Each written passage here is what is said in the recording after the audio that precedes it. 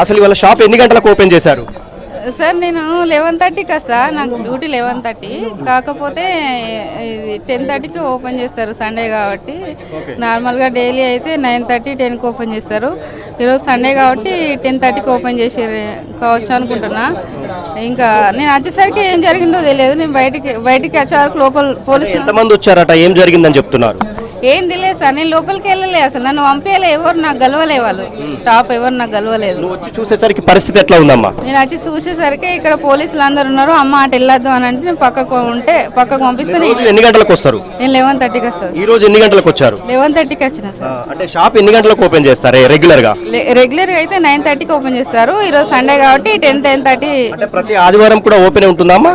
Open ఉంటుంది sir, కాకపోతే కొంచెం లేట్ గా ఓపెన్ చేస్తారు. సో ఇంకా కొంతమంది మనతో ఉన్న పరిస్థితి అయితే కనిపిస్తోంది. వారితో మాట్లాడే ప్రయత్నం చేద్దాం. ఒక ప్రత్యక్ష సాక్షి ఉన్నారు, ఆయనతో మాట్లాడే ప్రయత్నం చేద్దాం. కొంతమంది చూసేసరికి ఇంకొక గొలుసు కావాలి అని చెప్పి తీసి ఫైర్ చేశారట. అలా ఒక లేడీ ఉంది, ఆ లేడీని తీసుకుపోయి బాత్రూమ్ నుండి ఆమె తీసుకొచ్చి కొట్టడమే జరిగిందండి. అంటే మీరు ఎన్ని గంటల ప్రాంతంలో వచ్చారు? సుమారు 10:30, 11:15 మధ్యలో వచ్చేసరికి ఇన్సిడెంట్ అయిందని తెలిసిందండి నాకు. అప్పటికి అయిపోయింది. 108 వచ్చినాయి, పోలీసు వారి వెహికల్స్ కూడా వచ్చినాయండి. ఎంతమంది వచ్చి ఉంటారండి? 5 నుంచి 6 అంటున్నారండి. ఈ గదిలో పోతుంటే కింద కూడా బైక్ మీదకి వెళ్ళి కింద పడ్డారని తెలుస్తుంది వాళ్ళు. మీరు ఏం చేస్తారు సార్? మీరు షాప్ లో నేను ఇక్కడ నాది బిజినెస్ అండి, టెంట్ హౌస్. నేను గత 30-35 సంవత్సరాలకి వెళ్ళి టెంట్ హౌస్ నడుపుతున్నాము. చాలా పీస్ఫుల్ ఏరియా జ్యోతినగర్ మాత్రం. మీరు ఇక్కడికి టెంట్ హౌస్ నడుపుతారా? మీకంటే విషయం తెలియదండి. యాక్చువల్గా చికెన్ కోసం అని పోతున్నా, తను చికెన్ షాప్ తను రెడీ ఉందన్న రండి అని అంటే చికెన్ కోసం అని పోతున్నా, ఇన్సిడెంట్ అయిందని చెప్పి ఆగానండి. అప్పటికి డిఎస్పీ గారు ఉన్నారు, సిఐలు ఉన్నారు, 2 టౌన్ సిఐ గారు, వీళ్ళందరూ ట్రాఫిక్ వాళ్ళు అందరు ఉన్నారండి. 108 వెహికల్స్ కూడా 2-3 వచ్చాయి. వాళ్ళందరూ బైక్స్ పైన వచ్చారా? బైక్స్కి వెళ్ళి వచ్చారు. బైక్కి వెళ్ళి ఇట్లా పోతుంటే కింద పడ్డారని కూడా చెప్తున్నారండి. కాదు, వాళ్ళు మన ఫైర్ చేసిన వాళ్ళు. మీరు ఎవరైనా చూసారా ఏమన్నా? అంటే చికెన్ నేను చూడలేదండి. నేను వచ్చేసరికి వెళ్ళిపోయినని చెప్పి ఇట్లా పోలీసులు వారు కూడా ఇటు ట్రై చేస్తుండ్రు. అప్పటికి వెళ్ళిపోయారు వాళ్ళు ఈ గల్లీకి. అసలు ఈ కోర్టు పరిధి, పోలీసులు నిత్యం తిరిగే ప్లేస్ చాలా పీస్ఫుల్ గా ఉంటుంది. ఒక్కసారిగా ఈ కాల్పుల ఘటనతో లోకల్ గా మీరు ఏమనిపిస్తోంది? చాలా మా జ్యోతినగర్ అంటే చాలా పీస్ఫుల్ అండి. కరీంనగర్లో ఇటువంటి ఇన్సిడెంట్ కావడం చాలా బాధాకరమైన విషయం. ఫస్ట్ ఏంటంటే వాళ్ళు పాపం సేవ్ కావాలండి, వాళ్ళ ఎంప్లాయీస్ కాబట్టి వాళ్ళు సేవ్ కావాలి. జ్యోతినగర్లో ఇలాంటి జరగడానికి ఆస్కారం లేదండి. 10 o'clock ఇక్కడ బండి సంజయ్ గారు పార్క్ ఇనాగ్రేషన్ కూడా చేశారు సార్, ఇనాగ్రేషన్ చేశారండి. ఇది 10:30, 10:45 మధ్యలో అయింది. అంత 45 minutes తేడాలా జరిగిందని నేను అనుకుంటున్నా. అంటే అందరూ బండ్లపైనే వచ్చారని అనుమానం మీద వచ్చారని అంటారండి. ఓకే, సో మొత్తంగా స్థానికులు చెప్తున్న వివరాలు చాలా దారుణంగా ఉన్నాయి. అందరూ బైక్స్ పైనే వచ్చి వారందరితో అంటే ఇక్కడ జ్యువెలరీ షాప్ లో కాల్పులు జరిపి ఇక్కడ నుంచి బైక్స్ పైన వెళ్తున్నారు. అందులో ఒకరిద్దరు బైక్ పైన, ఎందుకంటే దొంగతనం చేసిన తర్వాత జ్యువెలరీ షాప్ లో నగదు దోపిడీ జరిగిన తర్వాత బయటికి వెళ్తూ ఉండగా ఆ టెన్షన్ లో బైక్ స్టార్ట్ కాకపోవటమో లేకపోతే బైక్ నుంచి కింద పడటమో జరిగింది అన్న అనుమానం అయితే వ్యక్తం చేస్తున్నారు.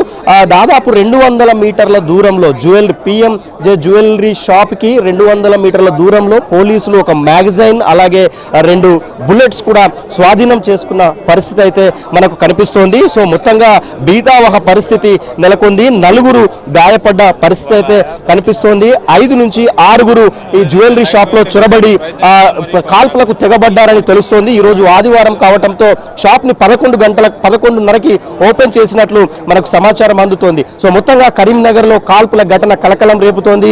స్వయంగా కరీంనగర్ నడిబొడ్డున సెంటర్ పాయింట్, ఇటు కోర్టు ఇటు పోలీసులు నిత్యం గస్తీ కాసే ఈ ప్రాంతంలో ఇలా దుండగులు కాల్పులు జరిపి నగదును ఎత్తుకెళ్లటం అనేది పూర్తిగా కలకలమైతే రేపుతోంది. ఆ జ్యువెలరీ షాప్ లోపల రక్తపు మరకలతో నిండిపోయి ఉంది. ఆ జ్యువెలరీ నగలు, బంగారు ఆభరణాలు అన్ని కూడా పూర్తిగా దొంగలు ఎత్తుకుపోయిన పరిస్థితి అయితే కనిపిస్తోంది. కరీంనగర్ నడిబొడ్డున కాబట్టి పోలీసులకు ఈ దొంగలను పట్టుకోవటం పెద్ద సవాల్గా మారింది. ఎందుకంటే ఎక్కడ చూసినా కొన్ని సీసీ కెమెరాలు అయితే ఉంటాయి, ఎవరు ఎటువైపు వెళ్లారో అనేది పూర్తిగా తెలిసి ఉంటుంది. ఇదే సమయంలో ఇలా ఆదివారం రోజు దొంగలు ఇలా జ్యువెలరీ షాప్ లోపలికి వచ్చి దొంగతనం చేసిన తరువాత చేయటము అంటే ముందుగా వీళ్ళంతా రెక్కి నిర్వహించి ఉంటారన్న సమాచారం కూడా మనకు అందుతున్న పరిస్థితి అయితే కనిపిస్తోంది. సో పోలీసులు జ్యువెలరీ షాప్ ముందుకు చేరుకున్నారు. డాగ్ స్క్వాడ్స్, క్లూజ్ టీమ్స్ అన్ని కూడా ఇక్కడికి చేరుకున్నాయి. ఇటు ప్రత్యక్ష సాక్షుల వివరణ కూడా ప్రత్యక్ష సాక్షుల నుంచి సమాచారం కూడా ఏబిఎన్ ఆంధ్రజ్యోతి తీసుకుంది. సో చాలా అతిపెద్ద రాబరీగా, దోపిడీగా మనకు తెలుస్తున్న పరిస్థితి అయితే మనకు కనిపిస్తోంది. సో కరీంనగర్ సిపి కొద్దిసేపటి క్రితమే జ్యువెలరీ షాప్ దగ్గరికి చేరుకున్న విజువల్స్ ని కూడా మనం ఏబిఎన్ ఆంధ్రజ్యోతి స్క్రీన్ పైన చూస్తూ ఉన్నాము. స్క్రీన్ పైన కూడా చూస్తున్న పరిస్థితి కనిపిస్తోంది. కొద్దిసేపటి క్రితమే Karimnagar CP Gaush Alam PMJ jewellery shop కి చేరుకున్నారు. ఆయన లోపలికి వెళ్తున్న పరిస్థితి కనిపిస్తోంది. జ్యువెలరీ షాప్ మొత్తాన్ని పోలీసులు తమ ఆధీనంలోకి తీసుకున్నారు. సో జ్యువెలరీ షాప్ లోపల ఏం జరిగింది, ఈ రక్తపు మడుగులతో పాటు నిందితుల క్లూస్ టీమ్స్ ఆధారంగా డేటా అంటే వివరాలను కూడా తీసుకుంటున్న పరిస్థితి అయితే మనకు కనిపిస్తోంది. సో పెద్ద ఎత్తున ఇక్కడికి పోలీసులు చేరుకుంటున్నారు. స్వయంగా CP Karimnagar CP Gaush Alam PMJ jewellery shop లోపలికి వెళ్లి సిబ్బందితో ఆరా తీస్తున్నారు, క్లూస్ టీమ్ తో మాట్లాడుతున్నారు. సో వివరాలు తెలుసుకుంటున్న పరిస్థితి అయితే మనకు కనిపిస్తోంది. సో ఓవైపు మీడియా ప్రతినిధుల హడావిడి, మరోవైపు పోలీసులు, మరోవైపు స్థానికులు అంతా కూడా ఒక గందరగోళ పరిస్థితి అయితే నెలకొంది. ఈ దొంగలను పట్టుకునే పనిలో పోలీసులు ఇప్పటికే 3 టీమ్స్ ని రంగంలోకి దించినట్లు మనకు తెలుస్తోంది. మరోవైపు గాయపడ్డ ఈ సిబ్బంది పిఎంజే జ్యువెలరీ సిబ్బందిని మెరుగైన ఆసుపత్రి కోసం ప్రైవేట్ హాస్పిటల్కి తరలించిన పరిస్థితి అయితే కనిపిస్తోంది. సిబ్బంది అంటే ఇక్కడ డ్యూటీ చేసిన ఈ సిబ్బంది కుటుంబ సభ్యులు కూడా కొంత టెన్షన్ పడుతున్న పరిస్థితి అయితే మనకు కనిపిస్తోంది లక్ష్మీ దుర్గా. సో ఇది పిఎంజే జ్యువెలరీ షాపు. సో ఉదయం అంతా కూడా నిన్న అంటే ఇందాక స్థానికుడు చెప్పిన వివరాల ప్రకారం జ్యోతినగర్ అంటే ఎప్పుడు పీస్ఫుల్ గా ఉంటుంది. ఇది చాలా విఐపి ఏరియా, ఎందుకంటే విఐపీలు అంతా ఉంటారు.